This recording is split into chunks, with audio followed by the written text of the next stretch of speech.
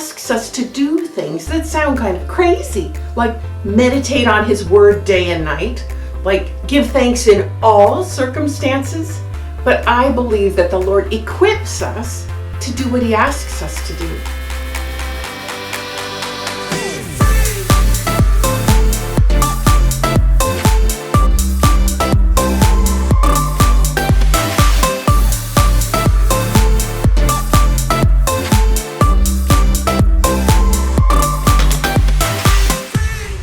And when we do what He's commanded us to do, He showers us with blessings.